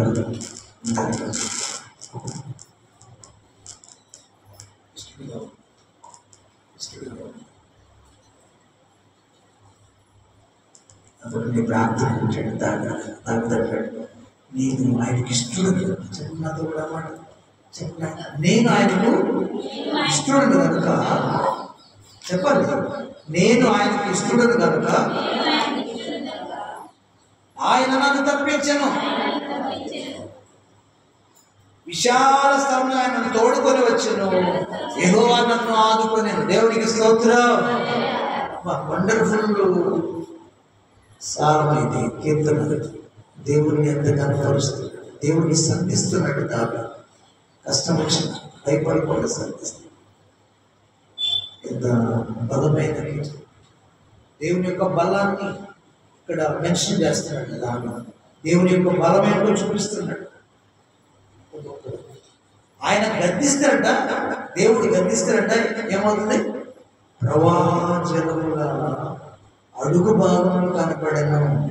దేవుడు గద్దిస్తారట. సముద్రము అడుగు భాగాలు, ప్రవాహాలు, సముద్రపు అడుగు భాగాలు కూడా పెద్ద కనిపిస్తూ ఉన్నాయంట. ప్రవాహం అంటే పెద్ద పెద్ద నదులు కూడా చీలిపోయి ఎంత ప్రవాహమైన సరే అడుగు భాగాలు కనిపిస్తాయి. గద్దింపునగా అవి చీలిపోతూ ఉన్నాయి, ఆరిపోతూ ఉన్నాయి. పర్వత పునాదులు కదిలిపోతూ ఉన్నాయి. ఎంత గొప్ప దేవుడు అంటే మన దేవుడు. మనం ఆయనను రిసీవ్ చేసుకున్నాం. ఆయన గొప్పతనాన్ని మనం రిసీవ్ చేసుకున్నాం. ఆయన గొప్పతనాన్ని మనం సాగపడలేకపోతున్నాం. ఆయన భయపడలేకపోతున్నాం. ఆయన గొప్ప దేవుడు అంటున్నావు కానీ నువ్వు క్లియర్గా చూపించలేకపోతున్నావు. ఇన్నిసార్లు గద్దించిన ప్రవాహ జలాలు గుండెలు కరగనే, సముద్రపు జలాలన్నా కరిగిపోతున్నాయి, అడుగులు కనిపిస్తా ఉన్నాయి, దారి తీస్తున్నాయి. కానీ దేవుడికి గద్దింపు మన చిన్ని గుండె దేవుడికి దేవునికి ఇష్టడుగా ఉండటం నేర్చుకోవాలి. దేవుడి స్తోత్రం చెప్పండి. దాని మనం కూడా ఇష్టడుగా ఉన్నాం. దాని మనం కూడా ఇష్టం. దేవునికి ఇష్టడుగా ఉంటారంటే రెండు మాటలు చూపించి నేను ముగిస్తాను వాక్యాన్ని. మనం దేవునికి ఇష్టడుగా ఉండాలంటే రెండు మాటలు చూపించి ముగిస్తాను. ఒకసారి సామెతల గ్రంథం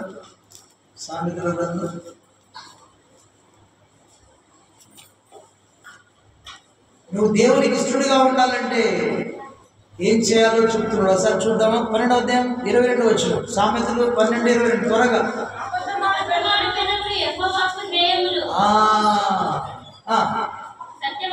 అబద్ధమాడు పెదవులు యెహోవాకు హేయములు, సత్యవర్తనులు ఎవరంటే ఆయనకి ఇష్టలు. నోటితో చెప్పండి. ఎవరు ఇష్టలు అంటే దేవునికి? సత్యవర్తనులు ఆయనకి ఇష్టలు. సత్యంగా నడుచుకునే వాళ్ళంటే దేవునికి ఇష్టం. సత్యముగా నడవాలి. సత్యవర్తనులు, అబద్ధమాడే పెదవులు దేవునికి హేయములు. ఇక పెదాలు మూసుకోండి. అబద్ధం ఆడకుండా పుట్టేసుకోండి. అబద్ధం ఆడితే నీవు దేవునికి ఇష్టడు కావు. సత్యంగా నడుచుకుంటే దేవునికి ఇష్టడు. 16వ అధ్యాయం కీర్తన 3 త్వరగా. 16:3 సామె కీర్తన గ్రంథం 16వ అధ్యాయం 3 వచ్చిన. 1 సత్యవర్తనులు ఆయనకి ఇష్టలు. కాబట్టి ఈ లోకంలో సత్యంగా నడుదాం. సత్యం అంటే వాక్యమే సత్యం, వాక్యం సారాంశమే సత్యం. వాక్యానుసారంగా నడుచుకోవాలి. అబద్ధం ఆడకూడదు. అబద్ధం ఆడకుండా ఉంటే దేవునికి ఇష్టం. 16వ అధ్యాయం.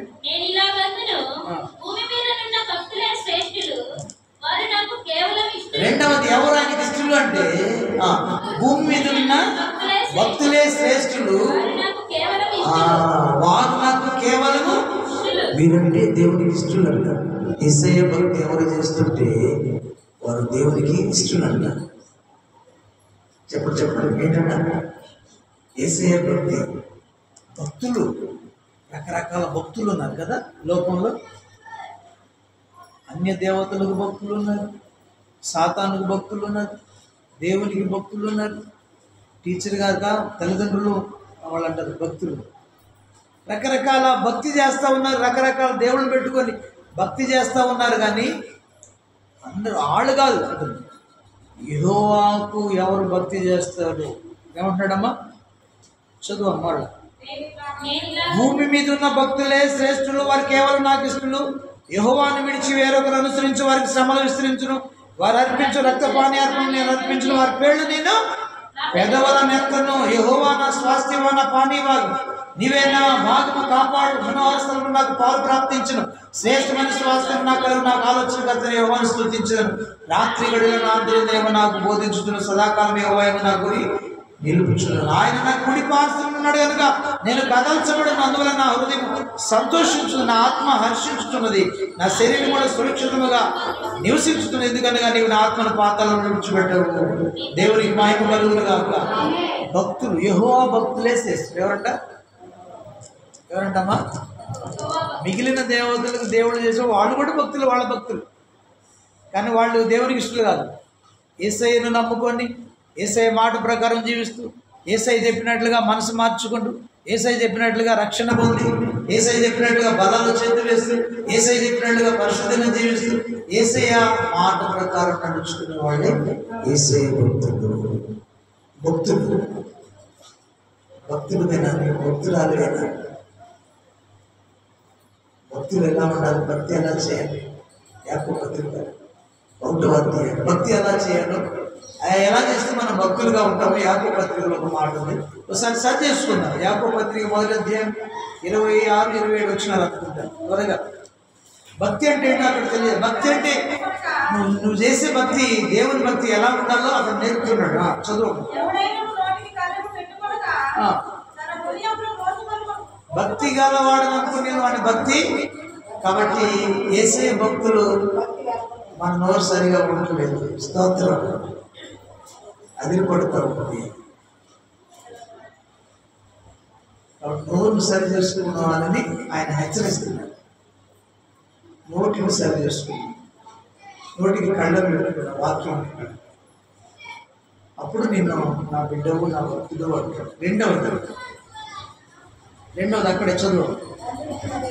తండ్రి అయిన దేవుని ఎదుట నిష్కళంకమును భక్తి ఏదనగా, తండ్రికి ఇష్టమైన భక్తి ఏదంటే పిల్లలను, విధవరాలను, వారి పనులలో దిక్కులేని పిల్లలను మనం త్రోసివేయకూడదు, వాళ్ళని పరామర్శించాలి. విధవరాలను అసలుకే త్రోసివేయకూడదు. విధవరాలను అందరూ కలిసి స్తోత్రం జరుగుతుంది. డబ్బుంటే ఏమని ఆమెను పొగుడుతారు, డబ్బు లేకపోతే భర్త లేని స్త్రీని చాలా చులకనగా చూస్తారు లోపల. వాళ్ళని కూడా ఏం చేయాలంట? పరామర్శించాలి. ఎలా ఉన్నామో బాగున్నా, జరుగుతుందా? విధవరాళ్ళను బాధించకుండా వాళ్ళని బాధపెట్టకూడదు. దేవుని వాక్యం విధవరాళ్ళకు చాలా మాటలు నేను ధ్యానించి రాసినప్పుడు విధవరాళ్ళ గురించి వాళ్ళని ఎక్కుపెట్టకూడదు, బాధించకూడదు, నిందించకూడదు, వేధించకూడదు, సన్మానించాలి, గౌరవించాలి, ప్రేమించాలి, వాళ్ళని ఆదుకోవాలి. చాలా మాటలు బైబిల్లో రాశారు.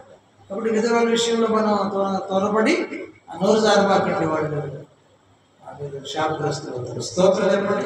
కాబట్టి దిక్కులేని పిల్లలను ప్రేమించాలి, వాళ్ళని పరామర్శించాలి, వాళ్ళ అవసరతలు నీకు చేతనైతేనే తీరు, ఉంటేనే తీరు. విధవరాలను కూడా సహాయం చేయాలి. మీద విధవరాలు కనపడితే వాళ్ళకి సహాయం చేసే మనసు, వాళ్ళని ప్రేమించే మనసు మనకు ఉండాలి. దేవునికి స్తోత్రం. అది దేవుని ఎదుట భక్తి అంటున్నాడు. తర్వాత మూడోది, ఇహలోక మాలిన్యం అంటకుండా కాపాడుకుంటే, ఇహలోక మాలిన్యం అంటకుండా కాపాడుకుంటా నిజమైన భక్తి. నీ శరీరానికి, మనసుకు మాలిన్యం అంటకూడదు, దేహానికి మలినం అంటకూడదు, ఆత్మకు మలినం. నీ మనసుకి, బాడీకి మలినం అంటే నీ ఆత్మ పడుతుంది మలినం. నువ్వు చేసే దానికి ఆత్మ కూడా నరకంలో కావాల్సి వస్తుంది. కాబట్టి భక్తి అంటే దేవుని భక్తులే ఏవో వస్తులేదు ఆయనకి ఇష్టలు. భక్తి ఇలా జాగ్రత్త చేస్తే దేవునికి ఇష్టంగా ఉంటారు. దేవునికి స్తోత్రం. చెప్పండి హల్లెలూయా. ఇంకా ఎవరు ఇష్టం అంటే వచ్చిన చదివి పుస్తకం 132:16 కీర్తన 132:16 త్వరగా.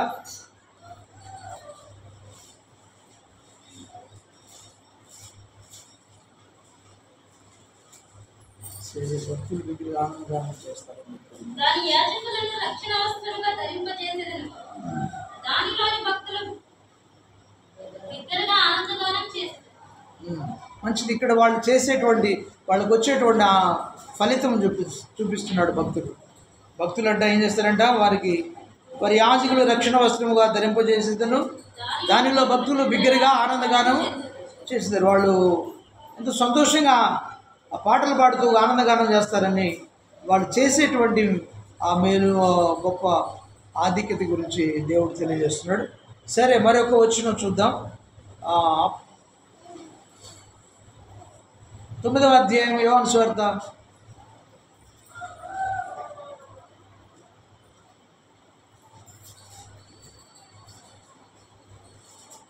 2 వచనాలు త్వరగా.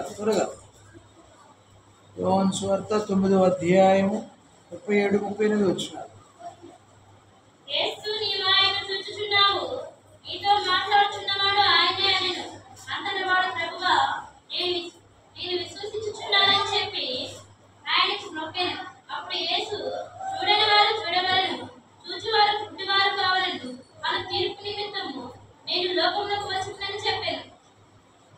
దేవునికి మహిమ కలుగును గాక. ఈ దేవుని పిల్లరా, మరొక వచనాన్ని నేను చూపిస్తాను.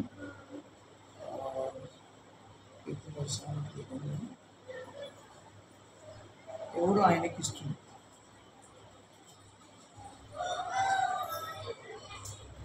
దేవునికి మహిమ కలుగును గాక. ముగిస్తున్నాను, లేట్ అయిపోతుంది. ఒకసారి చూద్దామా. 21:3 సామెతల గ్రంథం 21వ అధ్యాయం 3వ వచనం. నీతి న్యాయములను అనుసరించి నడుచుకునుట బలులు అర్పించుట కంటే నాకు ఇష్టం. అహంకార దృష్టియు గర్వ హృదయములు భక్తిహీనుల క్షేమం పాపములు. దేవునికి మహిమ కలుగును గాక. ఈ లోకంలో మనిషి నీతిని న్యాయమును అనుసరించి నడుచుకునుట బలులు అర్పించుట కంటే యెహోవాకు ఇష్టమైనటువంటి కార్యమని. కాబట్టి ఎవరు దేవునికి ఇష్టలంటే పిల్లలు న్యాయంగా నడిచేవాళ్ళు, నీతిగా నడిచేవాళ్ళు దేవునికి ఇష్టలని అర్థం. దేవునికి మహిమ కలుగునుగా చెప్పండి, హల్లెలూయా.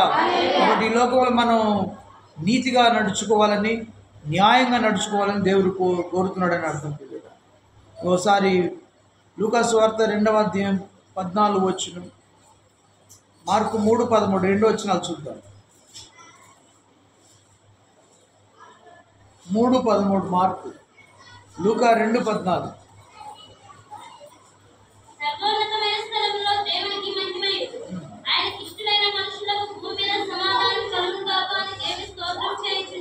దేవునికి మహిమ కలుగును గాక. స్తోత్రం చెల్లిద్దాం, హల్లెలూయా. అవును పిల్లలు, దేవునికి ఇష్టలైన మనుషులకు కదా, ఆయనకి ఇష్టలైన వారికంట సమాధానం. ఆయనకి ఇష్టలు కావాలంటే మరియలాగా దేవుని ఆ ఉపదేశానికి దేవుడు అంటున్నాడు కదా, మరియా ఇదిగో నీకు శుభవచనం, నీవు సర్వోన్నతుని తల్లిగా మారుతున్నావు అని చెప్పేసి శుభవచనం చెప్పినప్పుడు ఒకసారి చూద్దామా. 1వ అధ్యాయం 29వ వచనం. ఆమె 28వ వచనం. దూత లోపలికి వచ్చి ఆమెను చూసి దయాప్రాప్తురాలా నీకు శుభము, ప్రభువు నీకు తోడై ఉన్నాడని చెప్పింది. ఆమె ఆ మాట బహుగా తొందరపడి ఆ శుభవచనం ఏమిటో అని ఆలోచించుకుంటుండగా దూత మరియా భయపడకుము, దేవుని వల్ల నా కృప పొందితివి. ఇదిగో నీవు గర్భోధరించి కుమారునికని ఆయనకు యేసు అని పేరు. ఆయన గొప్పవాడే సర్వోన్నతి కుమారుడు అనబడు. ప్రభు అయిన దేవుడు తన తండ్రి అయిన దావీదు సింహాసనం ఆయనకి ఇచ్చును. ఆయన యాకోబు వంశస్థులను యుగములు ఏలును. ఆయన రాజ్యం అంతం లేదని ఉండనని ఆమెతో చెప్పాను.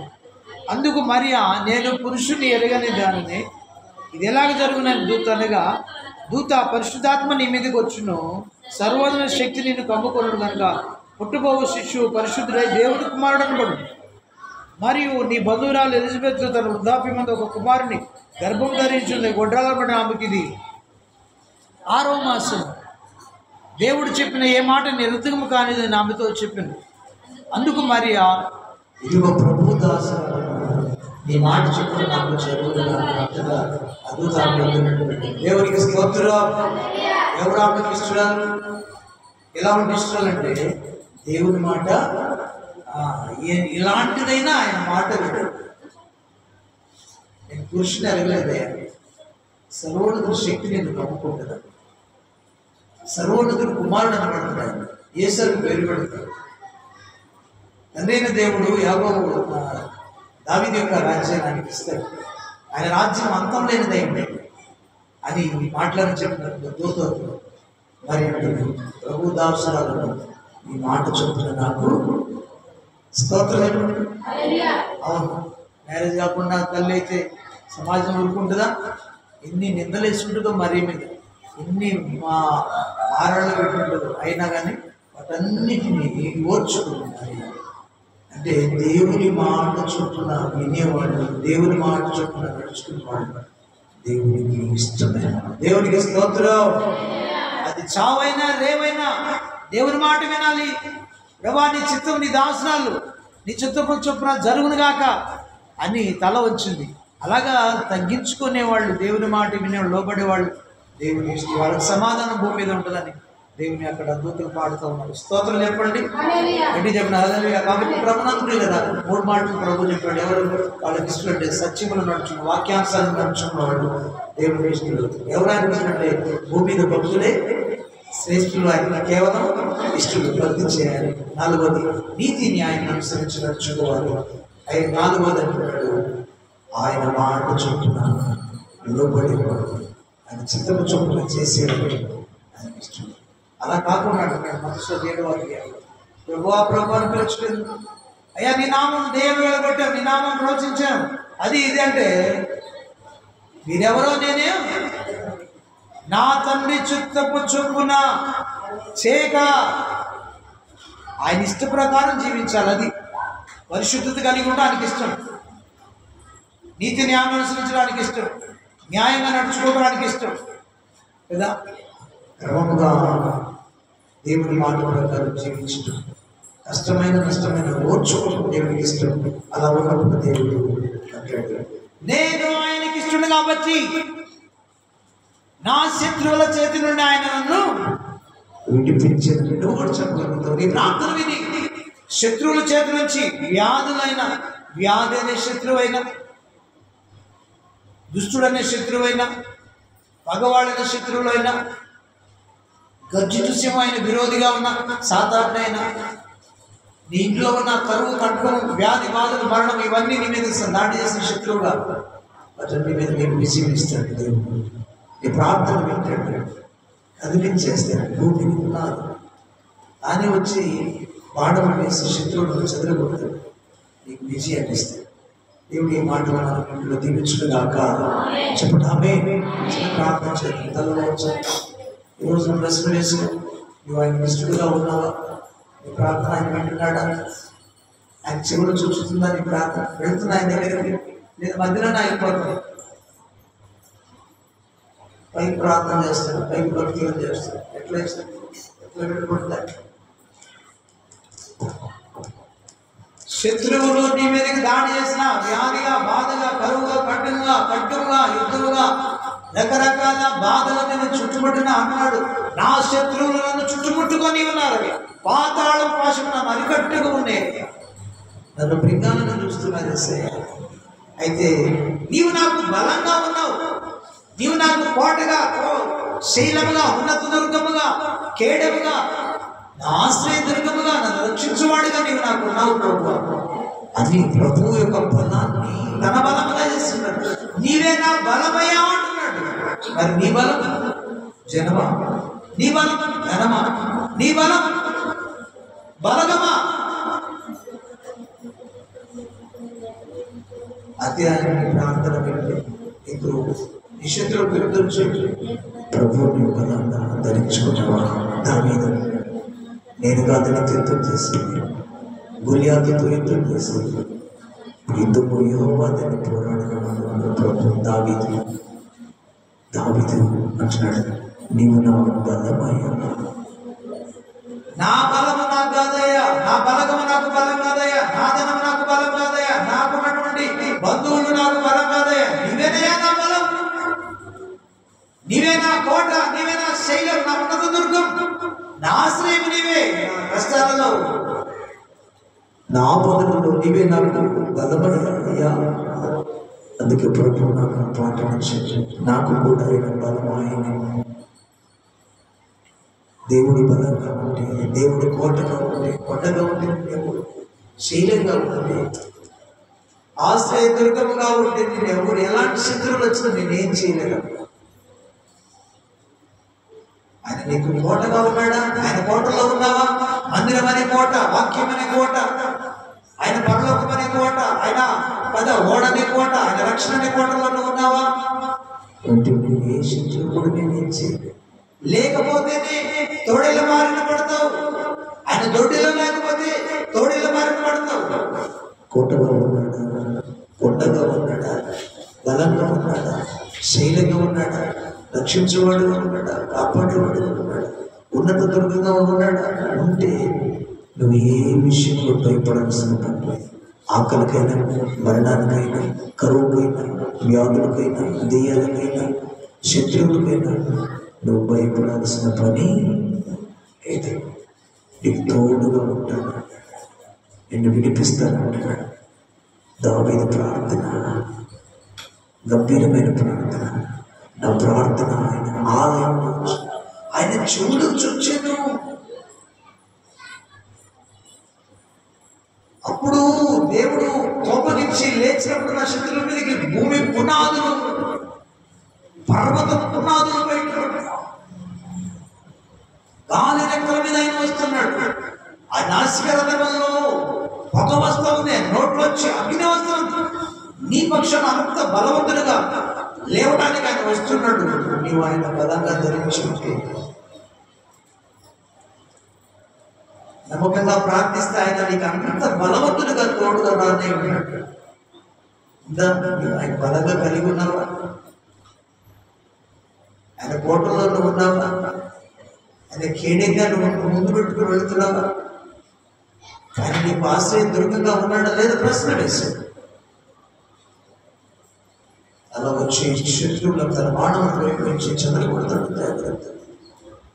ఒకటి నువ్వు ఒకటి చేయాలి, ఆయనకి ఇష్టడుగా నీవు బ్రతకాలి. నేను ఆయనకి ఇష్టడను కనుక ఆయన నన్ను తప్పించిండు. విశాల మార్గంలో నన్ను విశాల స్థలంలో తీసుకువెళ్ళాడు.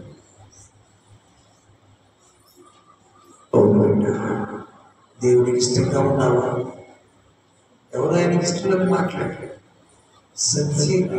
సత్యవంతులు ఆయనకి ఇష్టం, యథార్థవంతులు ఆయనకి ఇష్టం, నీతిని న్యాయం అనుసరించి నడుచుకునే వారానికి ఇష్టం, దేవుని మాటకు తల వంచి విధేయత చూపేవాడానికి ఇష్టం. ఉన్నవా ఇష్టంగా? ఇష్టడు అయితే ఆయన నన్ను తప్పించను మహాదినరాశి నుంచి నన్ను తప్పించు. నా చేయి పట్టుకుంటూ నేను విడిపిస్తాను. శక్తివంతుడు మన ప్రభు యేసు. నీ వైపు తన చేతులు చూడ శిలువలో తన ప్రాణం ఇచ్చిన నీ కొడుకే వ్యాధుల నుంచి విడిపించిన, మరణం నుంచి విడిపించిన, పాతాల నుంచి, నరకం నుంచి విమోచించడానికి ఆయన నీకోసం తన ప్రాణాన్ని ఇచ్చిన మంచి దేవుడు. నీకు ఇష్టంగా బ్రతుకుతావా? మనుషులకు ఇష్టంగా బ్రతుకుతావా? ప్రశ్న వేస్తాను. దేవుని బలంగా కలిగి ఉన్నావా లేదా బలంగా కలిగి ఉన్నావా? జాగ్రత్త. ఆయనకి ఇష్టంగా బ్రతుకుతావు. ప్రభువా, నీకు ఇష్టమైన కార్యాలు చేస్తూ నీకు ఇష్టంగా బ్రతకడానికి సహాయించు. నీకు ఇష్టమైన భర్త చేస్తూ నీకు ఇష్టంగా బ్రతకడానికి సహాయించు. సత్యము, నీతిని అనుసరించి న్యాయంగా నడుచుకుంటూ మాకు నేర్పించాయి. తద్వారా మాకు విజయాలు ఇస్తున్నందుకే స్తోత్రాలు. శత్రువుల మీద, సాతాను మీద, అపవాది మీద, వ్యాధుల మీద, కరువు మీద, ఖడ్గం మీద, మరణం మీద మాకు విజయాన్ని ప్రభు యేసుక్రీస్తు రక్తములు నామములు మాకు తండ్రి మీరు ఇస్తున్నందుకే విజయం కొరకే స్తోత్రం. లోకంలో జయించి విశ్వాసం జీవితం మాకు ఇస్తున్నందుకే వందనాలు. ప్రతిఫలంగా విడిపిస్తున్నందుకే స్తోత్రం. నీకే మహిమ ఘనత ప్రభావాలు అర్పిస్తున్నాం. యేసయ్య గారి నామమున స్తుతించి ప్రార్థించి నీకు ఇష్టంగా బ్రతుకుతానయ్యా. నిన్ను కలిగి జీవిస్తానయ్యా. నీ కోపంలో నేను ఉంటానయ్యా, బయటికి వెళ్ళనయ్యా అని తీర్మానం చేసుకున్నాను. యేసయ్య గారి నామమున స్తుతించి ప్రార్థించి అడిగి వెళ్ళుకొని కృపను పొందుకుందాం తండ్రి. ఆమేన్. ప్రభు యేసుక్రీస్తునామమున అడిగి వెళ్ళుకొని ఆయన కృపను పొందుకుంటున్నాం తండ్రి. ఆమేన్. చంద్ర ఆమేన్. హల్లెలూయా.